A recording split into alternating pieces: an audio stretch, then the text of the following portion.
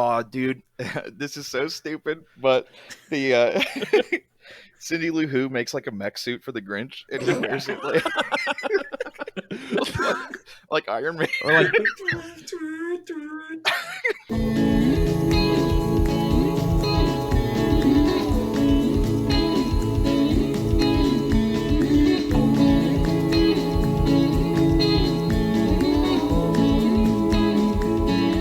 Welcome to Please Make This Movie, a show where we take a beloved movie or TV series and create the perfect sequel, prequel, or spinoff. I'm Zach. I'm Storm. I'm Nick. And I'm Adam. Yeah, today we're joined with a guest. For the first time ever, we're making Please Make This Movie history. Yeah, thank you so much for having me. Long-time listener, first-time caller. I'm just really... I sent a bunch of mail. I don't know if you got my mail that I sent requesting to be here, but you must have, because I'm on, so I'm happy to be here. Yeah, you sent that envelope filled with that white powder stuff, right? Yes. And Zach had to go to the hospital. Correct. There should be 2 more. If you see those, go ahead and get a big old whiff of that as soon as you open it up, and then just don't go to the hospital for a little while. Yeah, it's named after that like hardcore band, right? Anthrax, the stuff Yes. inside. Yeah. Yeah. Yeah, Thought you the were chemical gonna say structure corn. actually looks like a long The band goatee. Corn. Yeah, it's named after Korn. All right. So this week we are having Adam on because we were doing the Grinch, and when I first brought up this idea, I believe Nick and Storm, both of you said we can't do a Grinch episode without Adam. Yeah. That's so sweet. here we are. Oh, Yeah. yeah. So Storm, I'm pretty sure everybody's seen this movie, but why don't you go ahead and recap the Grinch for us? Okay, this is a summary from Google. The Grinch is a live-action adaptation of the beloved children's tale by Dr. Seuss about a reclusive green Grinch, played by Jim Carrey, who decides to ruin Christmas for the cheery citizens of Whoville. The Grinch lives in Mount Crumpet, which is a large, ominous mountain. I didn't know that was the name. That is the name. The Grinch is reluctantly joined by his hapless dog, Max, and the Grinch comes down from his mountaintop home and sneaks into town to swipe everything holiday-related from the Who's.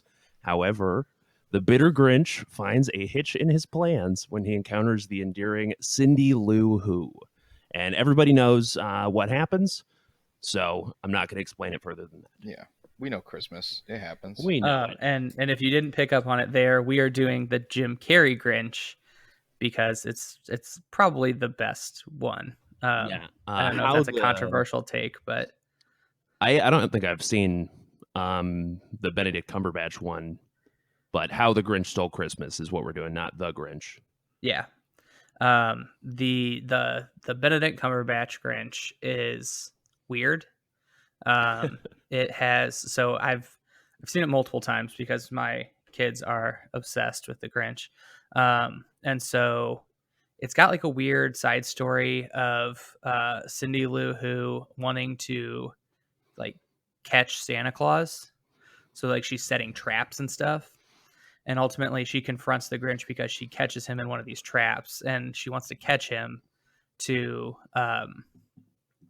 ask for like a present for her mom, or like get her mom time off from work or something, like super touching. And so that's what makes the Grinch sad and his heart grow. Their economy is like based off Christmas, and they don't have like paid time off for Christmas.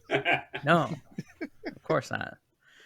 It's horrible. I always thought it was weird in the Benedict Cumberbatch one. I didn't see it, but I saw the trailers, and he's doing an American accent, but his natural voice definitely sounds more Grinch-like, so that right away seemed like a miss. But the Grinch is American, so Yeah. he's born and bred. Born in These colors don't run. USA. Although Okay. I think the like details of the universe of Whoville and like the Who's, I've totally forgot that they're like atomic sized like pocket dimension creatures that live on a goddamn snowflake. It's pretty crazy. And so I had some issues when I was going back and rewatching How the Grinch Stole Christmas, because I've also recently seen Horton Hears a Who, which they're also Who's, but they live on a speck, not on a snowflake, but on like a flower. So that means that in the Seuss universe, the Who's just live on various small microscopic things, but they're widespread, like almost as if human beings had populated multiple different planets. That's an interesting idea that I think opens itself up to a lot of new adaptations, just taking isolated groups of Who's trapped on different objects and creating an entire Who society and story based around a new group that has no knowledge of any other Who or Grinch or Seuss experiences. And I feel like this episode is going to be super confusing because Dr. Seuss named his characters Who's. So every time you say Who, it's Who? It just I hate it. You get that song in your head. It's like, who are you? I get it, dude. Yeah, same. I get it. Yeah. Yeah, I have to do a whole stanza of that goddamn song every time I say the word "who." So. Then I think of NCIS. Let's get into the like cornerstones of this movie. So what makes the Grinch the Grinch? What gives it its essence? Gotta fuck with Christmas somehow. Yeah. Or at least some sort of, the Christmas has to be involved, I think. Holiday cheer. Yeah. And holiday cynicism is very important. Yeah. The Charlie Brown angle. Yeah. Oh, brother. Is that what he says? I forget. That is what he says. Yeah, I thought Cindy Lou Who in this version of the Grinch, more so than in the original story, definitely was coming in with some Charlie Brown cynical energy. Yeah, just like a sad child just trying to find the meaning of Christmas. But I feel like it's the true meaning of holidays. Oh yeah. Because so to harken back to our Wonka episode, the Who's are capitalist, and so much so, like capitalist pigs. They've forgotten what the meaning of Christmas is all about. Yeah, it's not super hard for them to remember though. They remember, they're just kind of sad for a second, and then they start singing. So almost instantly, yeah. It's almost as if they're genetically predisposed to sort of appreciate the true meaning of Christmas. It just takes a green hairy man to fuck their shit up. Yeah. To like, oh yeah. So could we say that love and family and community are staples that need to be in a Grinch movie? No. No, it's capitalism, and then the hero Green Man comes and shows them the evils of capitalism. Yeah, it's that greed is bad, and so the Grinch, who's green, associated with greed, and money, steals their possessions, and forces them to basically celebrate socialism, where they all equally share nothing. Yeah, that's the red Grinch, not the green Grinch. Yeah. But they share nothing for like 5 minutes, and then they get their stuff back. And I assume they probably spend the rest of the day like divvying out everyone's gifts and trying to suss out who owns what. But like they don't have to go very long of like having learned a lesson. I feel like they would forget that pretty quick. Dope. All right. So what? We're not really making a great list here. So I have fuck with Christmas, holiday cheer, and cynicism, the true meaning of holidays, love, family, community, and socialism greater than capitalism. Okay, sure. Also, personal growth. I mean, the Grinch goes from being the most evil being that's ever lived, as far as we know, to to basically Santa Claus. So, but I also feel like there's a misunderstanding of the Grinch. That doesn't necessarily exist. It exists in the How the Grinch Stole Christmas, but in the original Dr. Seuss, in the original Dr. Seuss, I think the Grinch is just a dick. In Jim Carrey's Grinch, he has like an origin as to why he tried to love Christmas. Like he was born maybe bad, but he did his best to kind of become one with the Who culture and just didn't fit in. It kind of seems like his natural, like his biological inclinations are to be more mischievous and more, maybe not evil, but a little bit sneaky. He's like a tinkerer, even though he is trying to fit in. I thought that was interesting. It was like there was some. He's not a who. He's some other sort of creature that has And he's the evolved into only their one society. that's not a who. Yes. They The do only one. specifically Like, there's- say, yeah, he is not biologically the same as them. He's different. Yeah, one could say there's a whole race of them somewhere else on another snowflake. Oh, what a world that would be. All right. So let's go ahead and get into pitches. Adam, since we built yours up so much, we're going to save it for last Okay. because I feel like we're going to really run with it and we're going to have a lot of ideas that feed into it. Well, hold on. And I kind of... Oh, sorry. Go ahead, Adam. No, I was going to say, honestly, I feel like me and Nick were the ones that kind of riffed out the Grinchiverse, which I'll allude to it in that way. But I feel like as I was watching it, I kind of drifted away from that, and I had other ideas that I wanted to throw around. So I'm Nice. excited to put that in the mix. Okay. Well, I'm down to start because mine's pretty much based off of the Grinchiverse. So, Okay. all right, it's just a broad skeleton, sort of like a conflict in a little world to base the story off that we can build off of if we decide to go with it or with part of it. So, this is a sequel to the first movie. So it follows right after, maybe a year afterward. Maybe there's been a few Christmases, and the Grinch has fully integrated with Whoville. He's married Martha, the mayor, Jeffrey Tambor's wife. They're getting along well. He celebrates Christmas. It's now his favorite holiday of the year. However, and let's say not a few years have gone by now that I actually think about it. So we have maybe one Christmas has gone by, and every few years or so there's this meeting, and it's called the Gathering of Grumpsters and Do-Batters. And this is, for short, it's called The Gathering, like an ICP meetup. Gathering of the Grumbos. Yeah, Gathering of the Grumbos and wicked Do-Batters and Hatchet Men. But so essentially, so this goes into what Adam and I, joked about for a while. Was there was these? It was well, what if there's a Grinch for every holiday?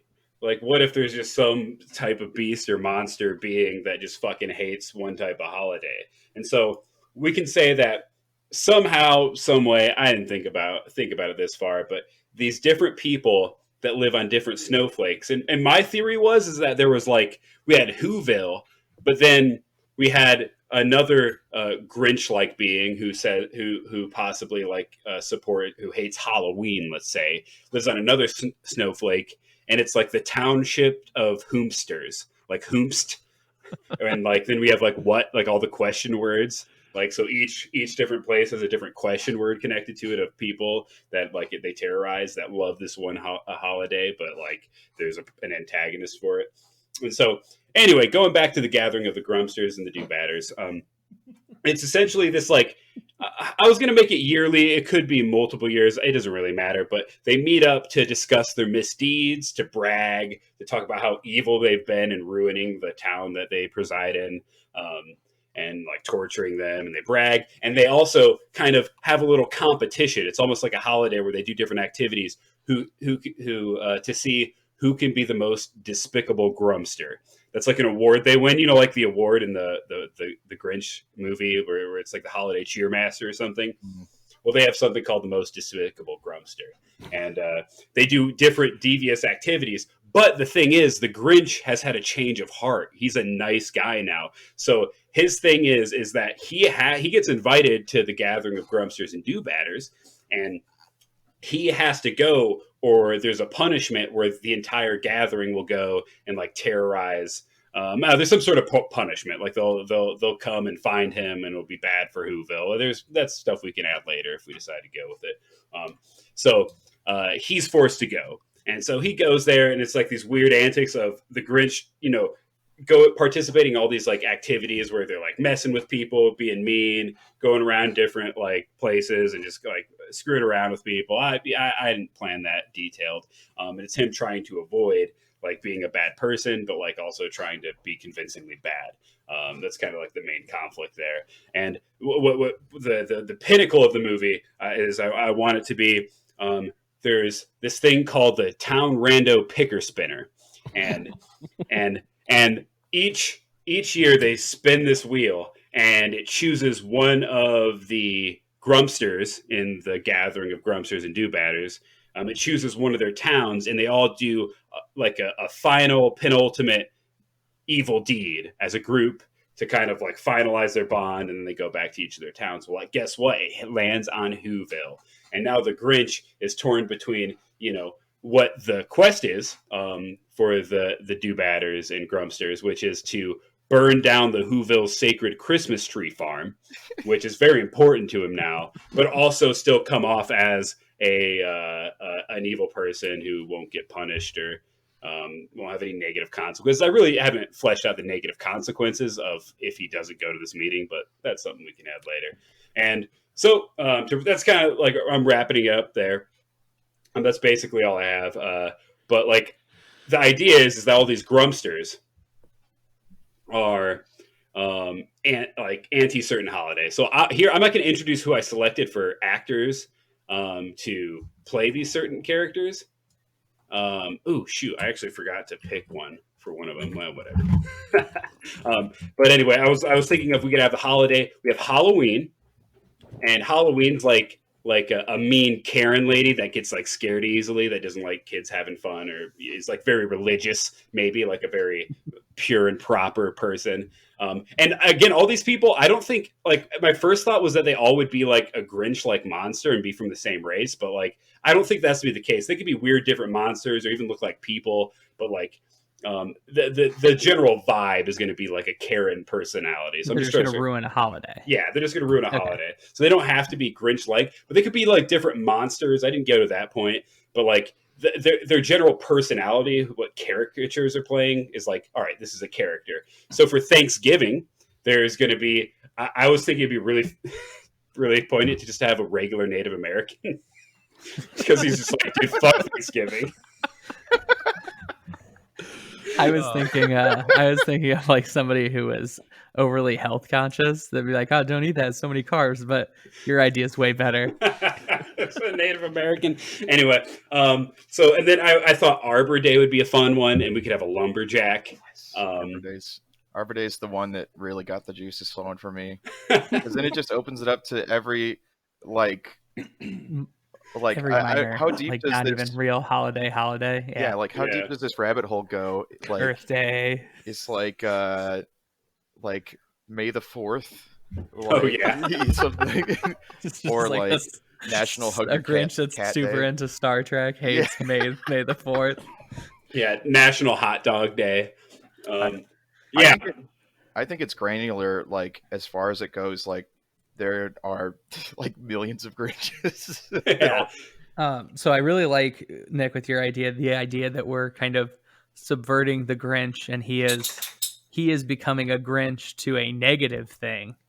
And so he's still the Grinch, but he is now the Grinch of the gathering instead of the Grinch of Christmas. Oh, that's a fun play. I didn't really think of it like that, but like he could maybe be trying to like I thought of the idea of like maybe he's trying to like convince them or convert them, but I like the idea of him harassing bad people. I also before I forget, I have two other holidays that I picked, or three, I think. Independence Day, which is played. I was just thinking, just like a really British person. Just somebody British. Just coming back. Yeah, I chose somebody else, but I thought of him for sure. And then New Year's, which is to be played by a really old guy who doesn't like fucking like new things. He's just like kind of like when I was your age, something like that. And then I put down Veterans Day because it'd be really funny. Oh no. It'd be really funny if there was someone who was anti-Veterans Day. I pictured like Born on the 4th of July, like Charlie in that episode of It's Always Sunny where he's got the long hair, he's in a wheelchair. I'll tell you what happened. Be a goddamn nom. Yeah, like an injured war vet, or so. I couldn't think of a description, because I thought, like, I don't know, that's too much. But I if there was a Veterans Day Grumpster, that's what I'm calling them, Grumpsters, because I don't have a better word for it. If there was a Veterans Day one, like, he would be the one that all the other ones kind of hate. They're like, man, really, like Veterans Day, bro? Like, come on, like. And, I feel like the Grinches wouldn't understand though. They're like, that's your game. Don't hate the player, hate the game. No matter what we end up going with, the idea of the gathering of Grumpsters and Do-Batters is hilarious, and I think we should keep that in the pile. Yeah, I like that. I think that's a very good, like, Wreck-It Ralph starts off in a very similar way, where it's just got all these, like, quote-unquote villains that aren't, like, actually villainous. And I think that's a good way to make a character that you don't necessarily love kind of endearing from the beginning. Yeah, like all the villains were like hapless and constantly lose to the heroes of whatever they are a part of. So I'm going to go ahead and go next because I have much less of an idea because I spent more time just coming up with like a linguistics lesson about the kind of etymology of the word Grinch and why it was maybe chosen. But then I have kind of two very underdeveloped small ideas. So if we are in the market for looking for a new name and not just rolling with another Grinch, basically there's something in linguistics called cacophony or cacophony, depending on how you pronounce it. Basically it's a mixture of harsh and discordant sounds.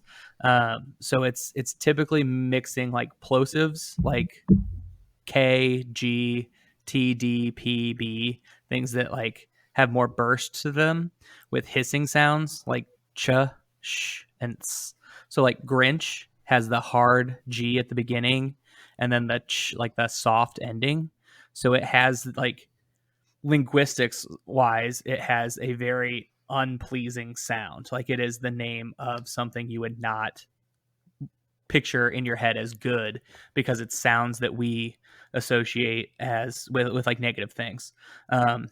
So I like, that's just something to think about. This led me to the idea of like the Birch, which is, I just like came up with some random letter combinations if we want to do something with that. Anyway, so I have two small ideas. My first is the Birch, or just this alternate universe Grinch, who hates Easter, because that was one of the holidays mentioned at the very beginning that they celebrate. I believe it was Arbor Day and Easter, and then Christmas. So he plans to dress up like the Easter Bunny and ruin the Who's Easter by stealing all the eggs, taking all their Easter baskets, and like just ruining Easter. So they wake up and they have this giant Easter egg hunt in the town square, and everybody's looking for the eggs. And the Grinch sees this guy, sees the Birch, and realizes, like, wait a second, there's no eggs. All these people are searching for nothing. And so he confronts him. Basically, he, through a series of events, through a Cindy Lou Who type, making him feel bad, shows this guy the error in his ways and explains how hating something doesn't make it go away, and invites him to like celebrate Easter with him and his family. And then like the Grinch saves Easter, basically.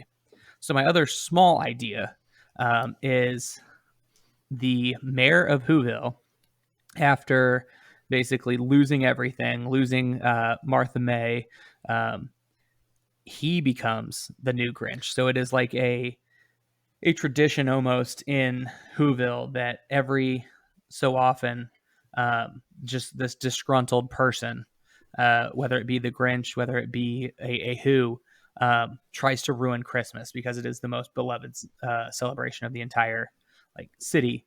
And so the Grinch has to save Christmas from the mayor. And the only reason I really like this is because I like the um, beginning camera shot of just like a Martha May like getting impregnated by the Grinch, and we follow like a sperm, Oh, man. like a Dr. Seussical sperm, and we see like this whole thing. And then it just like smash cuts to 9 months later, and she has a baby, and like that, the baby is like the final straw, and that's what pushes the mayor into. Oh, that would do it. Yeah. So that's kind of where that idea originated from.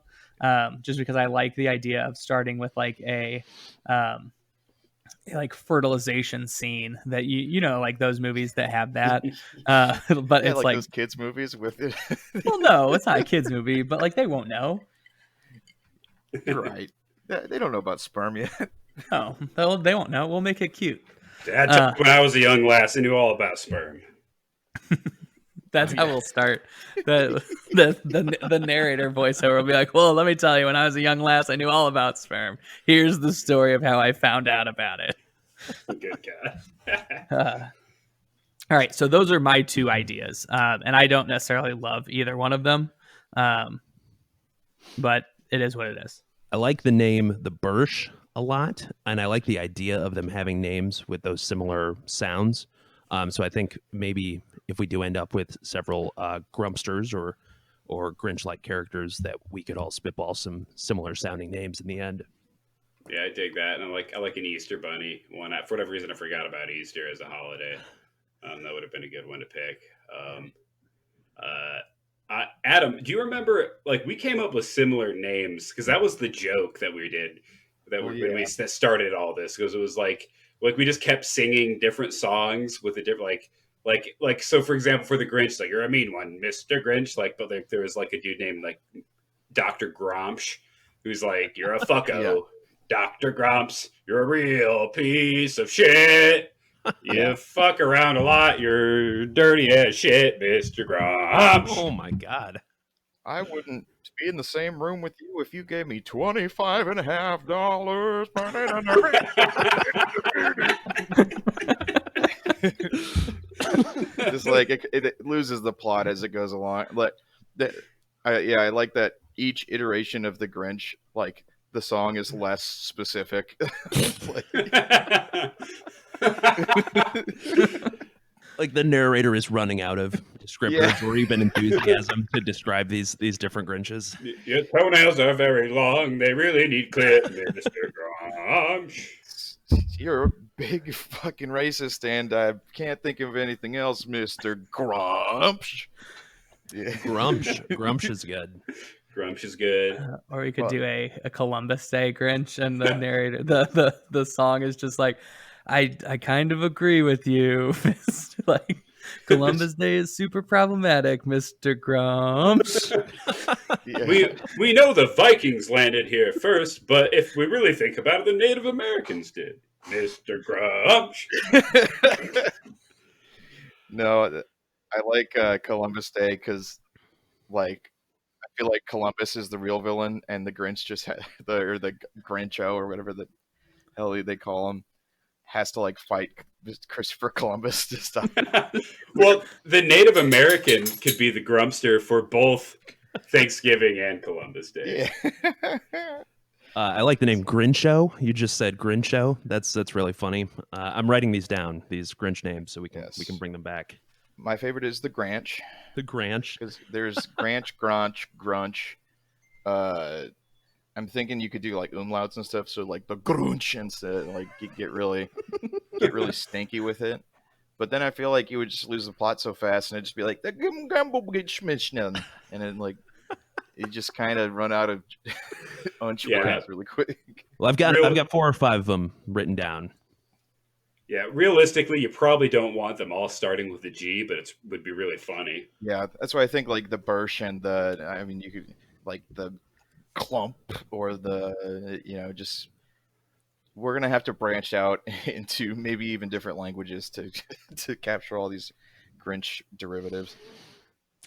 Right on. All right, I will go ahead with my pitch next, if that is okay with you guys.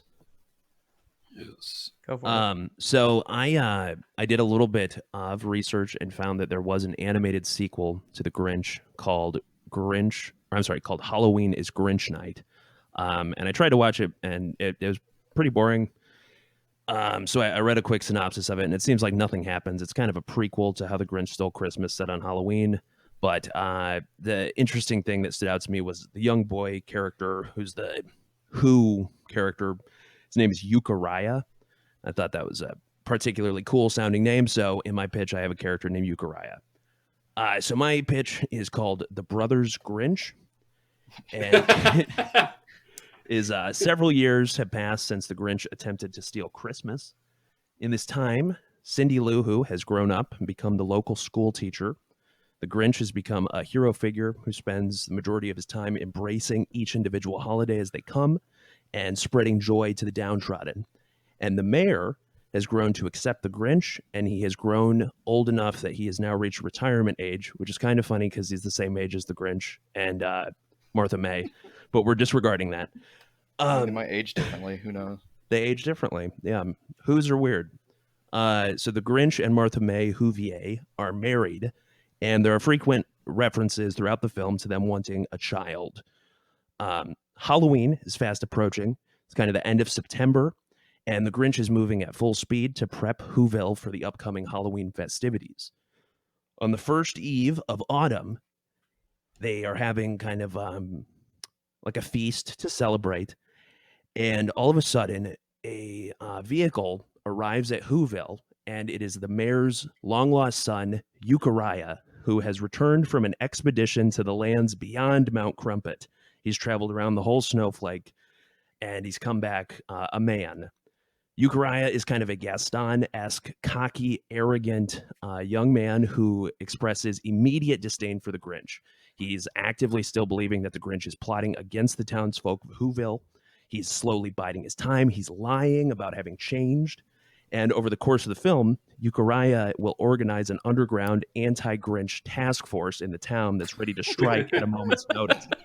It's also revealed that Euchariah believes that his father is going to name him his successor as the mayor of Whoville. So there won't be an election. Euchariah is just going to become the next leader. Coup. Yeah, coup almost. And also Euchariah is in love with and actively pursuing Cindy Lou Who, despite her repeated aggressive rejections. Now, Cindy in this film isn't going to be interested in a love plot at all, and instead she is devoted to reaching out to children in need. She's become the local school teacher, and she's kind of on a mission to prevent what happened with the Grinch from ever happening to another child in Whoville. So a fall festival is thrown in Whoville. We're getting closer to Halloween. It's in honor of the changing seasons, and during this festival, we kind of pan out to a binocular point of view, and we hear three Grinch-like voices bickering amongst themselves and preparing to strike. And suddenly, a large Grinch-shaped hot air balloon appears from behind Mount Crumpet and descends quickly upon Whoville. And all at once, the brothers Grinch appear from the balloon and begin to cause mayhem at the festival. And there's a clear distinction between the three of them. There's a clear leader. He's older. He has gray and white Grinch hair. I'm calling him Eldest Grinch, but we can assign one of these names to him. Then there is a fit, kind of suave, sexy Grinch who is light blue and doesn't have the fat suit. He has defined abs and pecs, and he's often wearing sunglasses. His hair is all coiffed up. And then there's a Grinch who's kind of yellow. He is really dusty, and he's often wearing welding goggles and like a work apron. And he's often got kind of like he's had things explode in his face. So I'm calling him Crafty Grinch, and then the other one is Suave Grinch. So the Grinch, the real Grinch, he confronts them immediately, and they reveal that they are his brothers. They put him in that hang glider basket when he was a baby and sent him to Whoville as a plan for him to just actively be causing unhappiness surrounding the holidays. And they are mad because he has forsaken the ancient Grinch ways, which are defined in the Book of Grinch. And he has allowed his heart to grow and devoting his life to good. These are both things that are outlined. Your heart must remain small. You must devote your life to bad. But the Grinch is so overwhelmed that he's meeting his kinsfolk for the first time that he agrees to hear them out, and he gets in the hot air balloon and they go to Mount Crumpet. There, they have a musical dance sequence in which the brothers Grinch remind the Grinch how fun it is to be bad. And the Grinch remembers how much fun he had his whole life. And he turns fully evil again, and we see an X-ray, and his heart shrinks back to the original size, and they begin to make a grand plan to strike Whoville on Halloween. Meanwhile, down in Whoville, Cindy Lou Who and Martha May are holding a town meeting to come up with a plan to get the Grinch to turn good again. All of a sudden, Euchariah bursts in with the whole anti-Grinch task force, and they seize control of the town. Events play out, and eventually the task force leads an angry mob up Mount Crumpet to confront the Grinch brothers. I don't know, yada, yada, yada. Things happen, and eventually the eldest Grinch has defeated Euchariah in a fight, and he's got him kind of by the throat, and he's hanging him off the mountain. And the original Grinch, he shows up and is like, all of a sudden, Martha May, Cindy, the little kids of Whoville, everyone is realizing the error of their ways, and they're appealing to him to help. So his heart grows again, and he grabs Euchariah. He tells him that he forgives him no matter what, and he always was good, but that Euchariah had his reasons for distrusting him, and he understands. The Grinch denounces the Book of Grinch and the ways of his Grinch brothers, and they're mad, but they leave. And as they're leaving, they vow that they will one day return, and in greater numbers. And that's what I got. Hell yeah. Okay. I like the Brothers Grinch a lot. Brothers Grinch is good. I have really specific casting choices, so I'm excited to get to that part. I really like the that we could call it a hoo-coo.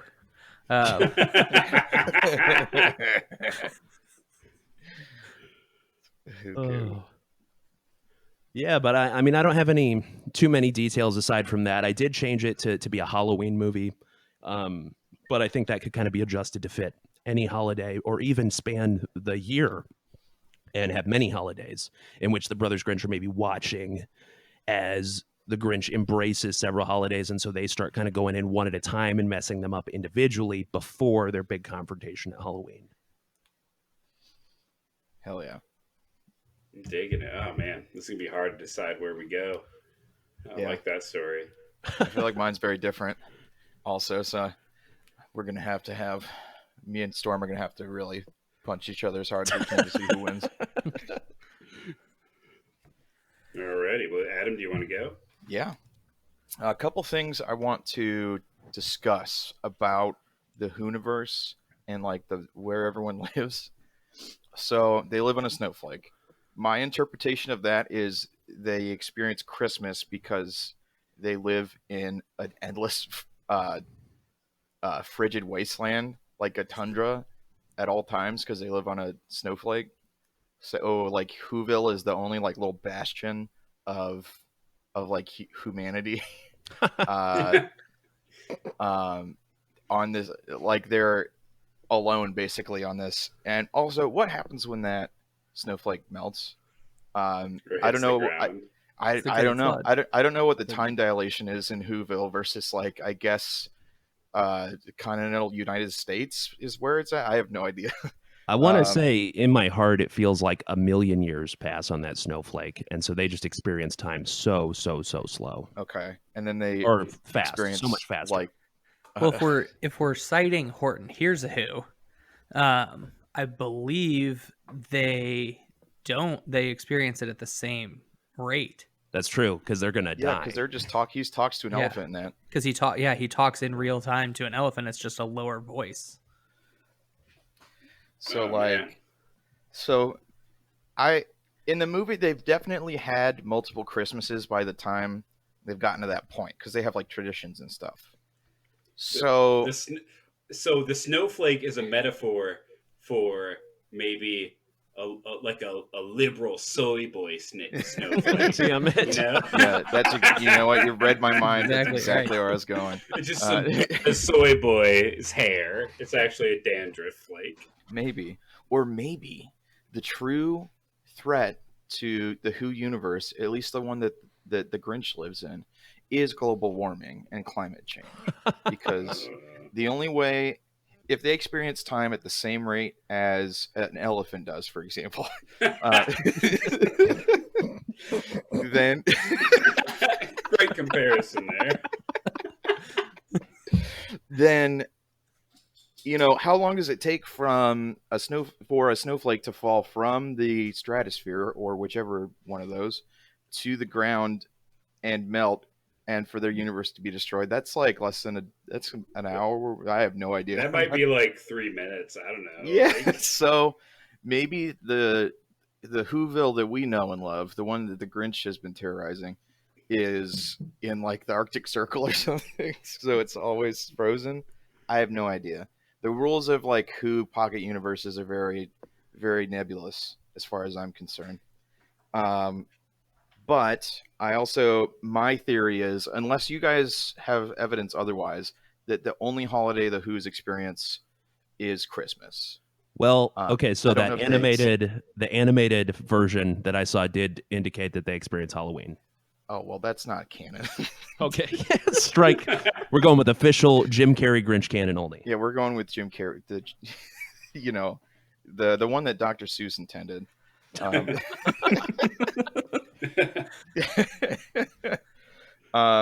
When did Dr. Seuss die? Did him and Jim Carrey's life overlap? I'm assuming it did. I don't know. Maybe they met each other. well, it was 1 stroke, 2 stroke, 3 stroke, 4 stroke. I don't know. Who knows?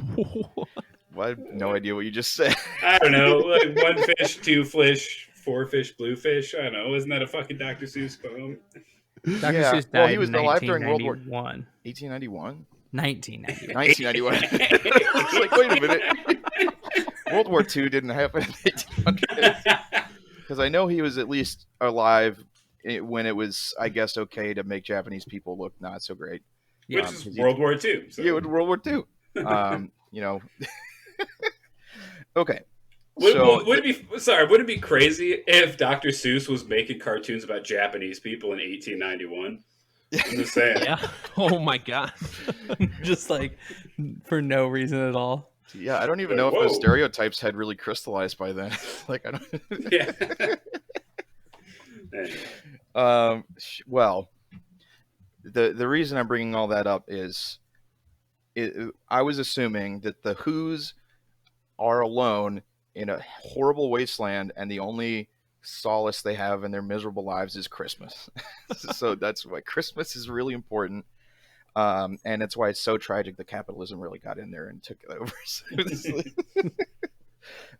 Okay, so the Grinchiverse, I was at first, before I thought about it at all, I really liked that approach, because my idea was that the Grinch hops between holiday dimensions. And like visits these different ones and like interacts with the different Grinches as they're terrorizing their different holidays, and would assumedly be the changed good Grinch. And the way I imagine that is Cindy Lou Who and the Grinch are tight, like they're buds. That's established. That's canon. Cindy Lou Who, I imagine she's like a little detective in the first one, so I imagined her either becoming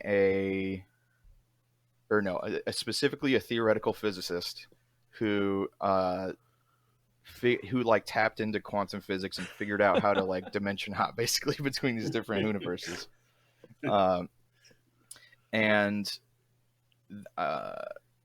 This is where I feel like I started getting into the questions about like what exactly is the Grinch, and like what is the race of Grinches as we have theorized, like the Grinch, the Granch, the Gronch, the Grunch, the Grouch, like all the different way Birch, the Flim Flams and all that.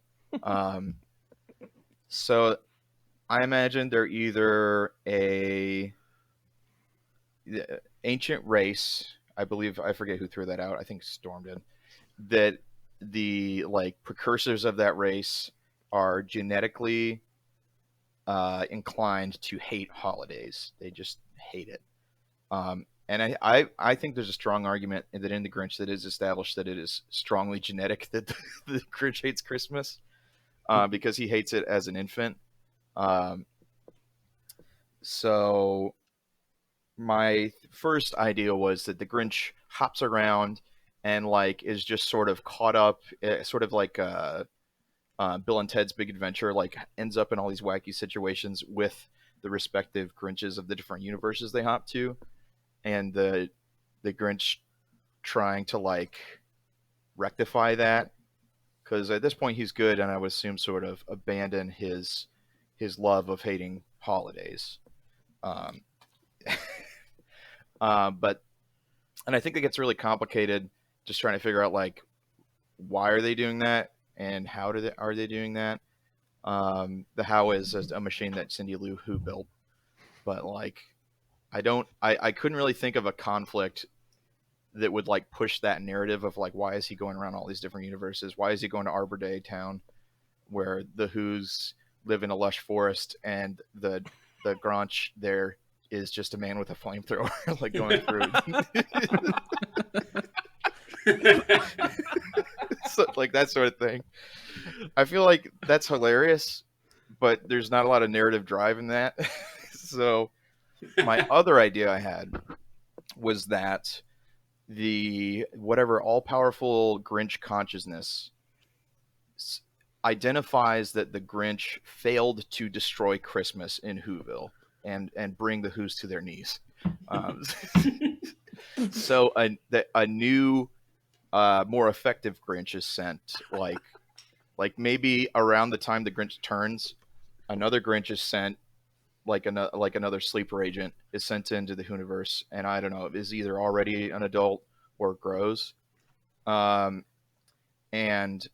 he's the Grinch, and he retakes Mount Biscuit or whatever it's called. Mount Triscuit. And he is actually truly evil, like not funny, zany, like Batman rules Grinch, where he actually doesn't kill anybody. But this dude's like out for blood and is not only more driven to destroy Christmas, but more effective, and is truly evil. And so I think we need to definitely have that Grinch come into the universe like Terminator, like ball style on a knee. Yes. And I was thinking about different people that would play that. I was thinking Michael Shannon. Whoa. Or we'll get to that. We'll get to that. Yeah. But that's awesome because But I just- definitely have him in my Grinch cast as well. So that's awesome. Yeah. Just to give I was just trying to think of like the scariest person. Like Yeah, exactly. Or- These your idea that you just said definitely can combine. I think we can combine all four of these ideas into one cohesive narrative, but I'm sorry to Yes. cut you off there. No, but and then I feel like I think you said it, Storm, where the mayor turns evil, and I would think the mayor joins forces with the Grinch, and sort of like gives him the secrets of the town. Basically, like he's an insider and is like a sort of a spy for the Grinch. And also, the Grinch has like he also has a dog like the Grinch, but his is like a huge, like frothing like Doberman or something, or like a hellhound. I don't know, something like that. Like each Grinch has their own animal familiar that Yes. represents who they truly are. Whereas Yes. like, Baxter is like a nice, sweet dog that tries to be nice to the Grinch, whereas like the Grinch has a fucking dog you should put to sleep. Yeah, like a problematic like pit fighting dog that will rip a Who's neck out. Like, obviously they don't. It happens off screen when that happens. So there's that. Cindy Lou Who is a theoretical physicist. Martha May is pregnant at the start of the film and gives birth near the climax. Like, maybe I was thinking if the Grinch does go bad and then has to come back, it is the sight of his newborn child that brings it back from like evil. He's like ready to strike down Cindy Lou Who with one mighty blow, and then he hears wee, wee, and then looks and sees Oh my god! only his firstborn child. It's the little Grimsky. It's a little Grimster. And then a child Grinch opens up the possibility of them finding out, well, if there are multiple holidays, finding out which holiday he hates. Because I feel like that would reveal itself over time, like X-Men or something. Or his child is also genetically predisposed towards hating Christmas, and that brings up the possibility of a trilogy. Beyond, we've got a lot of. I feel like there's a lot of legs on this. Damn. As far as that. So I have like something going. I really like a lot of what we said so far, and I think it will fit together well. I also have one more idea that I was watching it with Leah, and she threw this out, and I feel like it is so different and sweet and lovable from what we have going, which is like kind of like an earnest journey to resave Christmas or whatever. But I'll try to spit it out real quick. It is the Grinch finds out that outside of Whoville there is another town of Grinches. And him and Cindy Lou Who and Martha May and pregnant Martha May, or newly given birth, or just married. I don't know. Maybe they haven't figured that. They haven't nailed down birth yet. But they go to the Grinch town. And I'm imagining like the Grinches are like partiers, kind of like Fraggle Rock types, where they're just like running around doing crazy shit. But they're also holiday lists. They do not have holidays. I might be forgetting a couple things, but maybe the Grinches don't like our Grinch because he's different than them now, because he's not evil. Or at least maybe he's like a square now. I don't know. Maybe he likes a holiday and they don't like that. He likes the holiday, but I was thinking that maybe Santa never came to Grinchville, and they're mad about it, and they have to reconcile. And like the Grinch wants to show them Christmas, and they're like, no, we don't want Christmas. But then there's one Grinch boy, one little bright-eyed Grinch boy who does like Christmas, and him and Cindy Lou Who, oh, what's that? Little love connection? A little power of love, bringing the spirit of Christmas into things? I don't know. Ooh. I just think that's a fun little, and you could have like the Grinches come and like maybe are like causing like good-spirited havoc in Whoville, in a way that the Who's aren't having a good time, but everyone else is having Okay, I have an idea from what you just said that I think what you just said lends itself to like a Grinch trilogy. Yes. That there's our movie's the movie in between that movie, where they go to the town of the Grinches and they have to bring Santa Claus there and rescue them. Yeah. Maybe the Grinch becomes Santa Claus for the Grinches? Yeah. I have no idea. That's why doesn't fantastic. Why doesn't Santa Claus like those Grinches? Who knows? Maybe Santa Claus there has to be a Santa Claus for each individual people, type of species, whatever they are. Yeah. They have their own Santa Claus. What if in the original Grinch movie, the Grinch wasn't just stealing presents from Whoville, but he was actually stealing presents to give them to the Grinch villagers, and he knew about it all along. Ooh. And maybe he was going to just destroy them and throw them off a mountain, though. So I feel like that. Yeah, well, but what if he was going to throw them down the mountain to where the Grinches live? Oh, yeah, they live below the mountain, dude. Through the portal. There's a portal at the base of the mountain. He's going to throw the presents through the portal to the Grinch village. We just go back and retcon the original Jim Carrey movie. Yeah, we should also we should repitch Grinch like 2.0. We do with a reimagining that we do, and then we do the sequel, and then we do the trilogy. Oh my god. Okay. Let's wrap this up. Let's try to figure out what the fuck we're doing for a final movie, because Storm, you said you had an idea of how to combine them all. I have no idea. So I think it could be that the brothers Grinch live in another dimension in the Grinch village, where they attend the gathering of Grumpsters and Do-Batters, and they have maybe like a little pensieve where they can see through the dimensions, and they are getting the word that their Grinch younger brother, who they sent to Whoville, has turned good. So that's how they hatched their plan.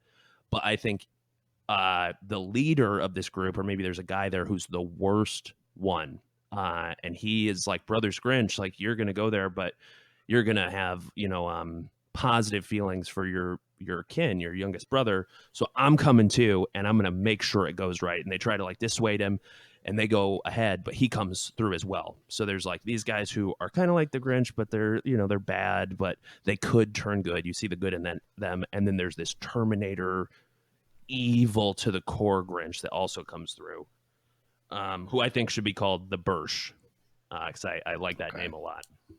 I would fight for the Grinch, but I could be. I think the brothers Grinch could have the Grunch, Grincho, Gramsh, those names. Yeah, Grinch, Grunch, and I feel like Grinch is too. Yeah, Grunch, and he's like a weird. Grunch? Well, he would wear lederhosen like the Grinch. Oh did. man, And he'd be I like, have the "Yawny, hoody, actor hoody." for that. Yeah. Oh man, I can't And wait to talk So about that. I want to pitch an alternate idea. Instead of biological brothers, having it be like almost a brotherhood or like a fraternity of these just baddies. So kind of going to the gathering idea. Yeah. And like once every 10 years, they have a reunion where they go to each universe and just as a whole ruin that person's holiday. So they all go and they all ruin Arbor Day. They all go and they all ruin Easter. They all go and they all ruin Thanksgiving. I feel like And that would be basically- best told through like flashbacks. Like instead of exploring all these different universes, we just Mhm. see them sort of in a montage, just destroying those holidays. And we have like slowly approaching is Christmas, and the Grinch knows they're getting to his town, to Whoville, and he doesn't want to ruin Christmas. He loves Christmas now. Nice. And then we could also have that this fraternity, this brotherhood, whatever, notice that he didn't ruin Christmas and that Christmas has gone off without a hitch. And so they've sent the Bursch or the anti-Grinch to ruin it, like the buildup, lay the foundation for this. And it could even be like he looks like the Grinch, except he wears like cool sunglasses or something. And so like we know that it's not the same person. Like he has like a fake mustache or something. But yeah. And then basically we get the Grinch saving Christmas from all these people, from all of the brothers Grinch. And that's where we'd be. I like the idea of Cindy Lou Who being both the school teacher, but secretly this highly advanced, like theoretical physicist who has discovered this interdimensional travel and is aware of the fact that this threat could be coming. But that's kind of revealed, like a total fake out. They're in the classroom, and all of a sudden she flips the chalkboard, and there's all this insane, like physics equations and whatnot on the board, and she opens up like a garage door, and there's a time machine or something. Yeah, I feel like anything that needs to be conveniently explained, like technology-wise, is she's already thought of it. Here's this machine she built. So how about this? How about they're off doing their things, and the Grinch is being reminded like how much he loves causing mischief and how mistreated he was by the Who's, and like so his heart is going back to that original state. And then Martha May comes to Cindy Lou basically explaining, I'm pregnant. I need him back here. The baby's coming. And he didn't know. He didn't know at all. And she's like, well, shit, how am I going to get her back? How am I going to get him back? We don't even know what dimension he's in. And Martha May comes to Cindy Lou explaining this, just like venting. And Cindy Lou flips her chalkboard over and says, I think I have something. And she shows this like dimension portal, like blaster gun she's been working on, and she just like zips the Grinch out.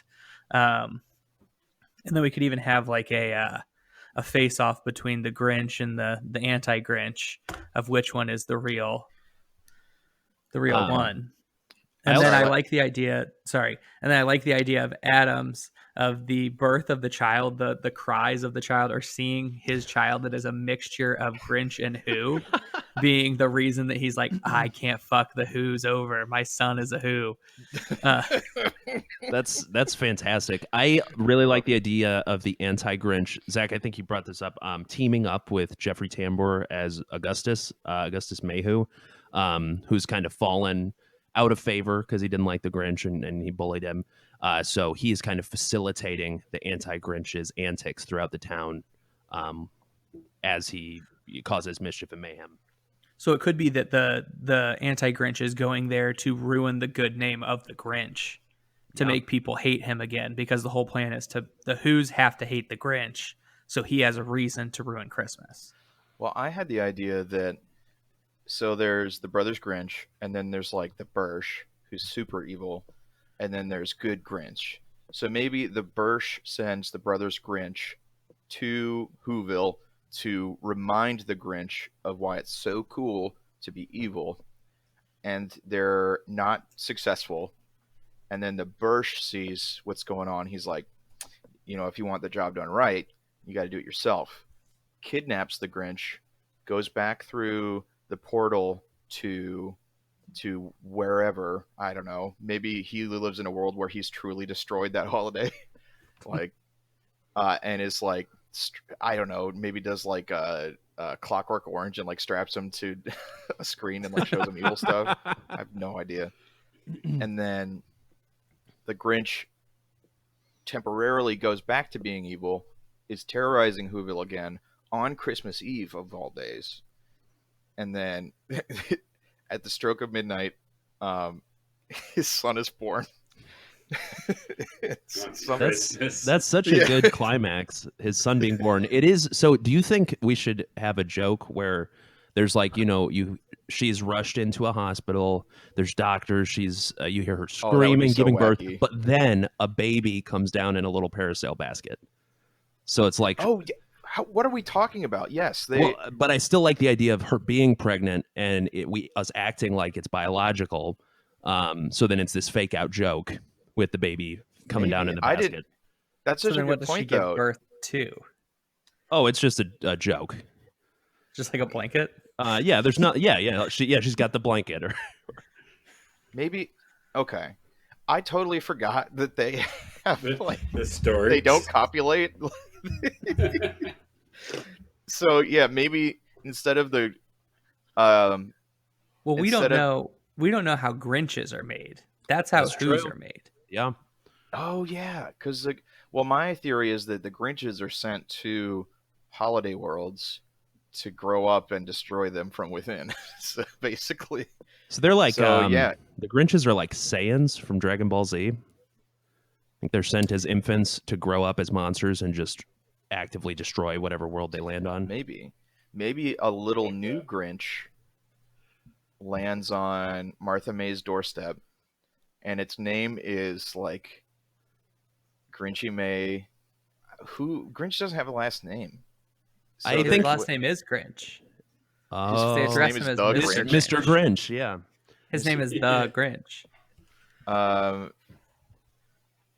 Yeah. So maybe. Oh man, this throws a whole wrench in the scenario. I still think it tracks. Like the story still moves in the same direction. It's just instead of her physically giving birth, a baby lands at their doorstep. So he's still moved by it being his son, and but it's a little green son, and it says like Grinch Jr. Yeah, is what it's called. His last name could be Whovier. Martha May's name is Martha May Whovier, so he's Grinch Jr. Whovier. Last name. Yeah, in the marriage.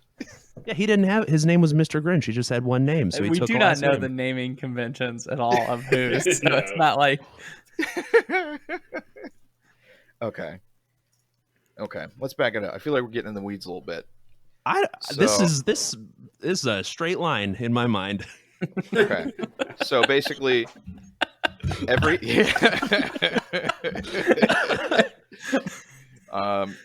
let me recount this just for my own sanity here. At the beginning, it's like they're getting ready for Christmas. It's the ramp up to Christmas.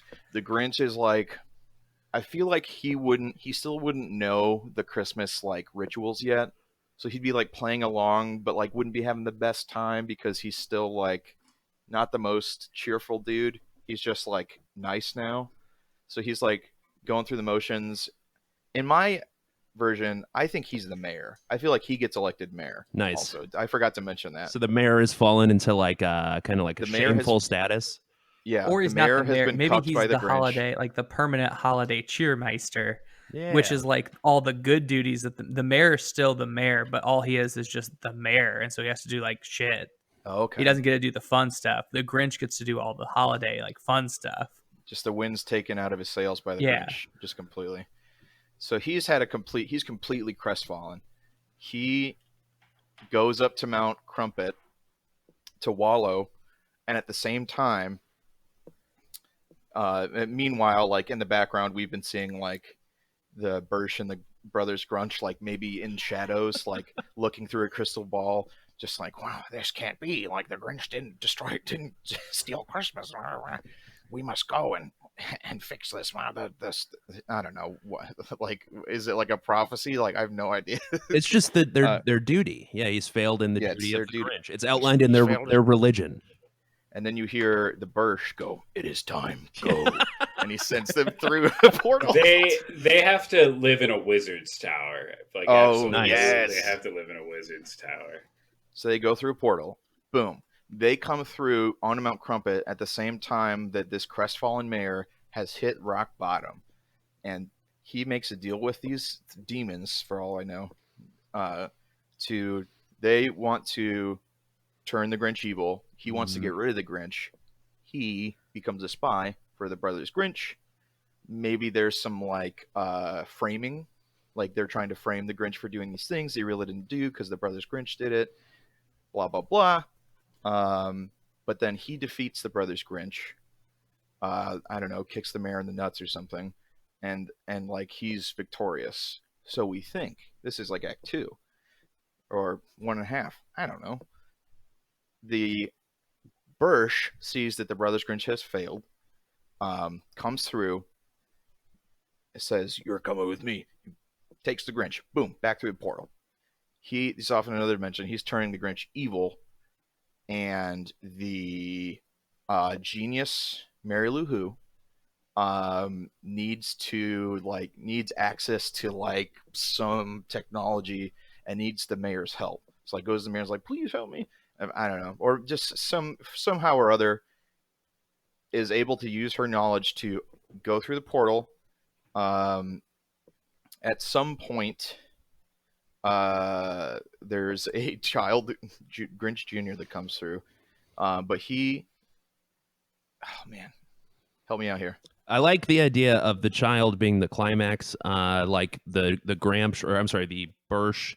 He's swapped out with the Grinch and is causing mayhem. The Grinch has kidnapped him back in Grinch Tower, or whatever this wizard's tower is, and he's being subjected to the Clockwork Orange style. They're trying to indoctrinate him with harsh force, because he didn't. I don't think he defeated them, the brothers, but he like agreed that like, oh yeah, I remember, it's fun being evil, but that's not me anymore. So you guys go home, and I'm gonna do this thing. And so they're just totally like, the wind's knocked out of him. They're like, oh shit, okay. Like, and the Birch sees that and he's like, that's not how we do it. We don't just walk away. We make stuff happen. And he goes back through and kidnaps the Grinch, and then starts being an imposter Grinch and just causing total mayhem. So the Grinch has to break out, prove that he's innocent, and he's gonna fight and maybe kill the Birch. And then his son arrives at the stroke of midnight, and his heart grows big again, or his heart grows so goddamn big, even bigger. Yeah. His heart fills with the love of a new father. Yeah, and that's where all his power comes from. Yeah, and he's able to defeat the Birch because of this enormous surge of strength from the love he has from seeing his son. Oh, dude, this is so stupid, but the Cindy Lou Who makes like a mech suit for the Grinch, and he wears it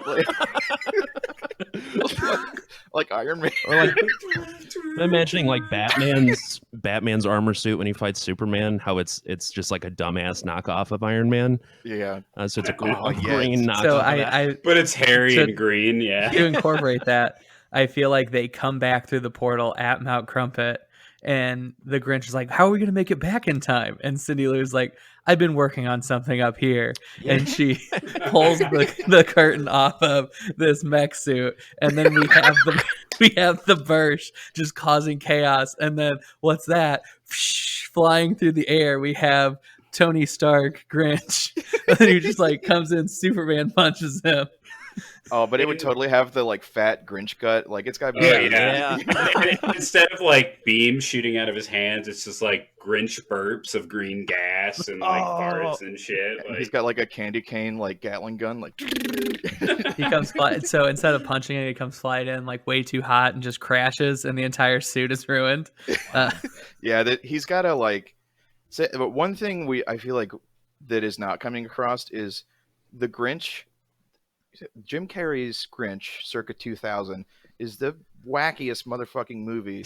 Like, also, hold on, we did not even talk about the whole entire movie is in a Dutch tilt that tilts back and forth constantly. Oh, it's like always canted. It's a fucking nightmare. The canted frame. No, there's a specific shot. There's so many shots where like Jim Carrey is leaning, but then the camera is canted and tilted at a certain angle where it like matches his angle but opposite. And it's just like, what the fuck is going on in this goddamn movie? It is constant.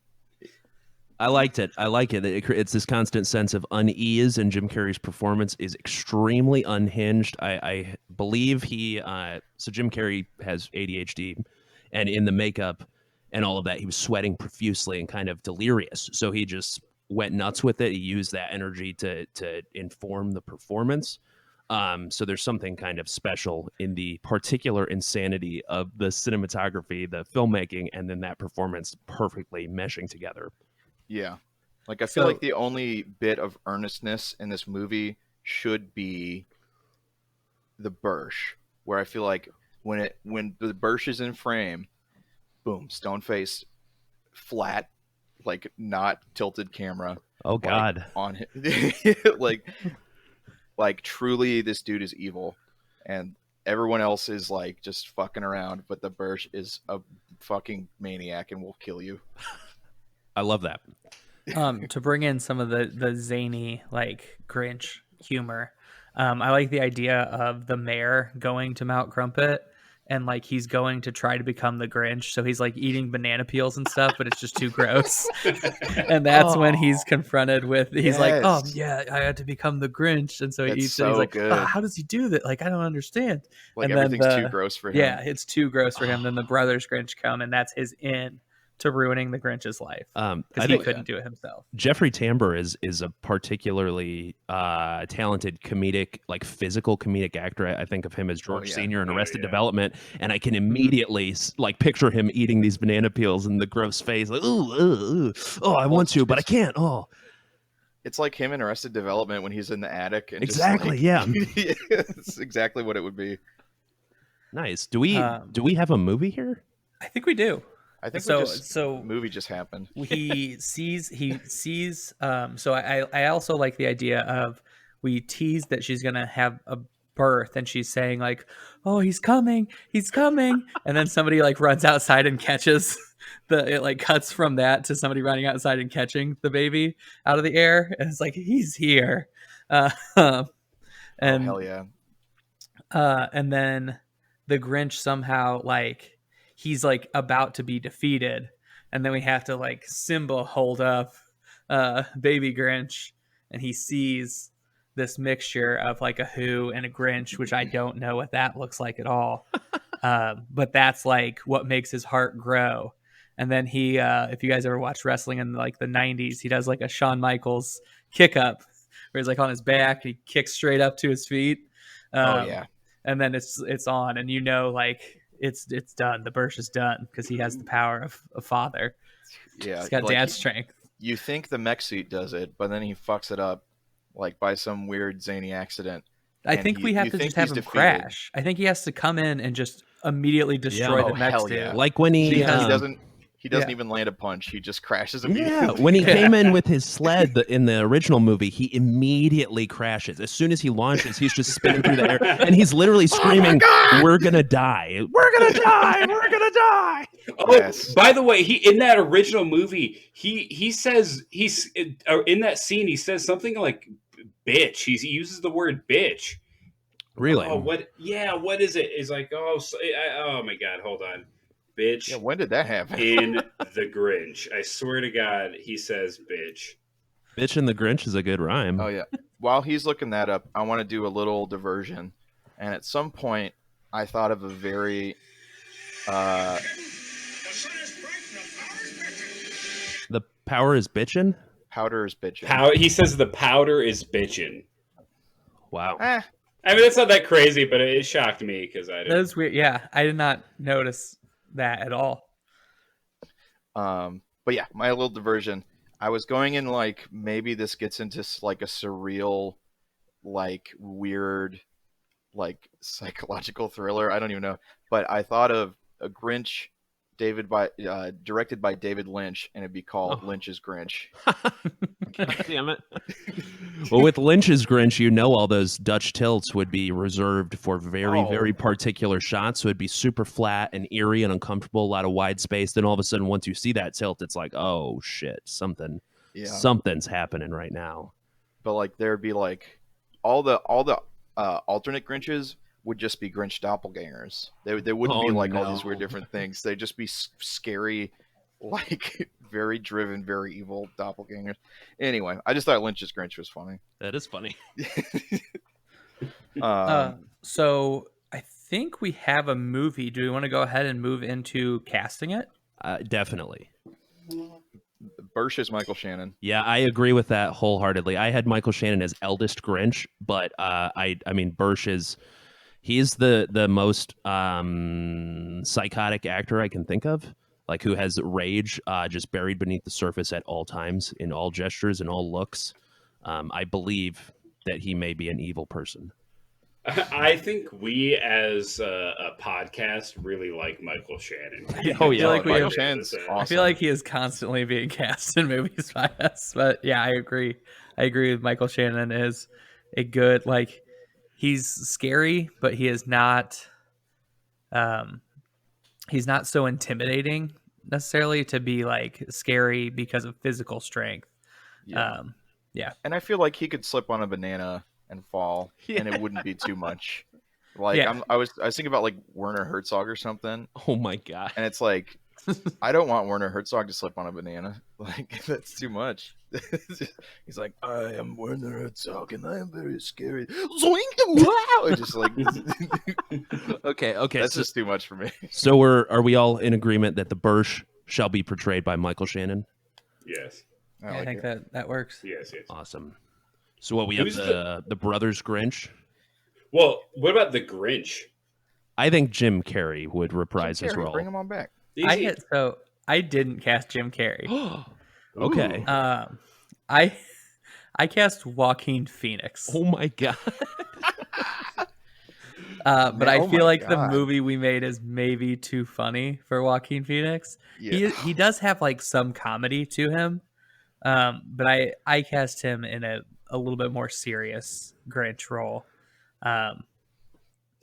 If Jim Carrey wasn't up to it, because I was theorizing like, well, Jim Carrey hasn't been in a lot of movies recently. I think he might be done with them for now.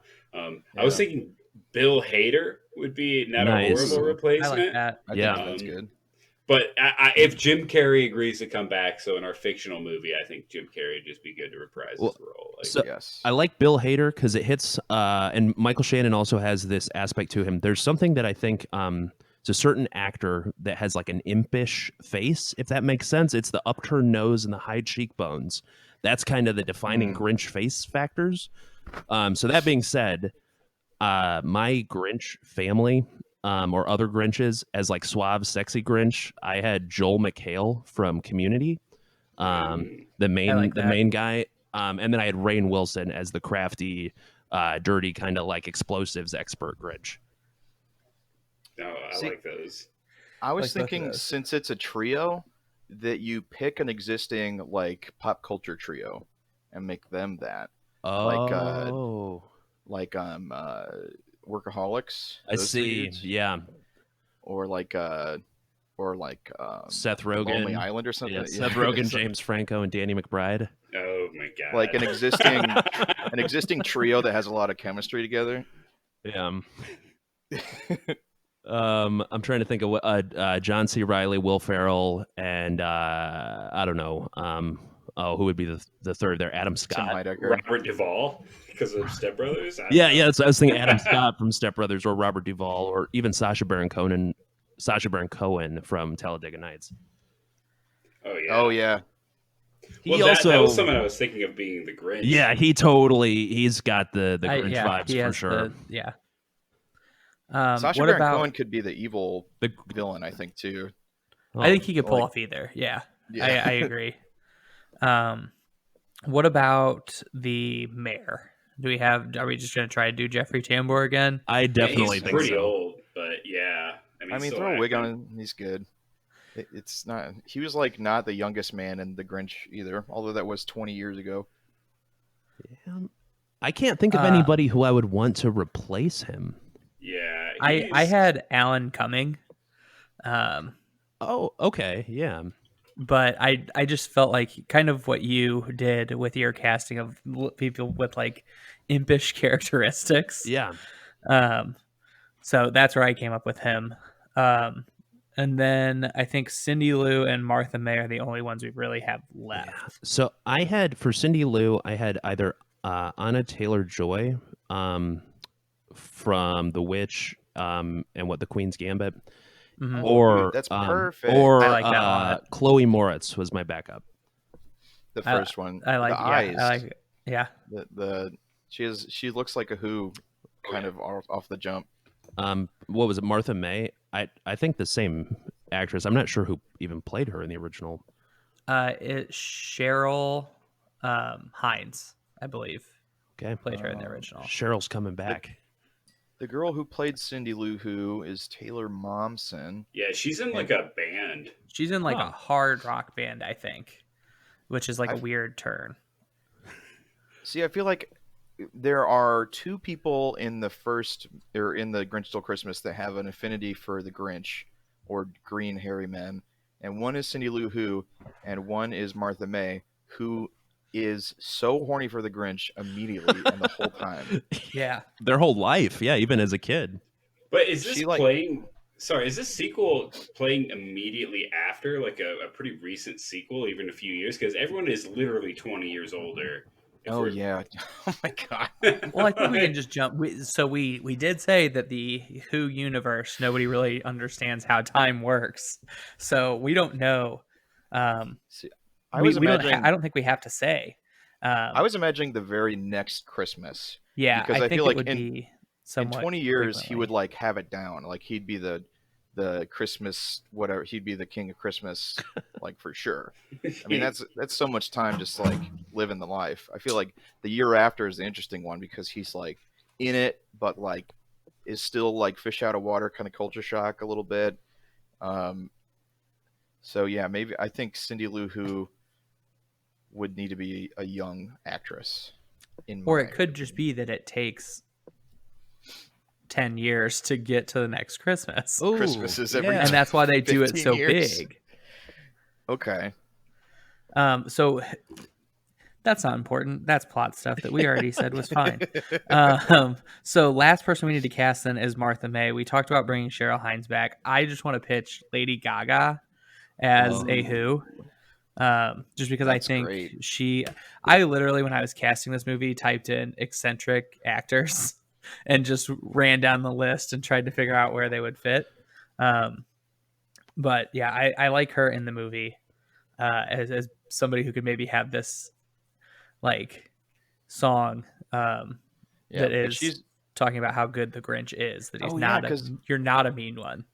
That's good because there's musical numbers in the Grinch. Mhm. Get her singing, forget about it. Don't even check, please. Slice about it. A slice about it. Although she's got to lust after the Grinch so hard. Like there's a high bar I feel like with just Grinch. Just Martha May just wants to fuck the Grinch so hard. So like yeah, you got to bring that same energy. And then we need to come up with a movie or a title for this movie. I had The Brothers Grinch, but I think we should deviate from that. What about the Grinch 2? The Grinch, that is clean, simple. Or Grinch 2, G2 on the posters. Oh, in a big hairy green font. That sounds like what it would be. Yeah, I do like that. I had a alternate title as Tales from the Book of Grinch, but that's crazy. It cannot be that. I have How the Grinch Saved Christmas. Oh, I like it. See, I feel like you don't want to get too crazy because this is a children's movie, and they gotta like. Kids have to realize, like, oh, that's the next. Well, hold on. Kids Well, the 2000s are now 30-year-olds. Yeah. I think that so the Grinch I think is like it's not a timeless movie, obviously, but I think it holds up pretty well. I Oh, think hell yeah. it's kind of a enjoy it. classic. I think it's somewhat Yeah, I of think- like a modern classic. Yeah, I do not think my kids are weird because they're watching How the Grinch Stole Christmas. Like I don't think they're watching like a deep cut. Like I think it's still pretty popular. I was laughing. I mean, definitely Jim Carrey like elevates this movie quite a bit by just being a complete manic, crazy person. I was like laughing the whole time. Like he's Yeah. such a wacky person. Like, and it's like Jim Carrey. I feel like for me, it's either like, oh, this wackiness is super funny, or like, oh my god, like this is too much. But I feel like in the Grinch, it was like he is like a strange green demon in real life, so I feel like that kind of made sense. I think Jim Carrey's performance in this movie is such a perfect marriage to the material and the character that it shines a serious spotlight on why The Cat in the Hat is stupid and kind of a shitty attempt at the same energy. Oh, it's so bad. And it's The not that best Mike thing- Myers is bad, but it's the wrong approach, and it doesn't fit in that same like perfect fit. I have some thoughts on The Cat in the Hat, and I know a little bit about the backstory of that movie. So maybe in our after show we can get into that. Right on. Just a little tease to check that out. Okay. So let's finalize this. Our movie title is what? Grinch I 2. The Grinch. No, not the Grinch 2, because the sequel. I like how the Grinch saved Christmas. Okay. I like How the Grinch Saved Christmas, and I like the marketing for the movie to be a big hairy Grinch style G2. Nice. What about the Grinch 2 Desolation of Birch? Okay.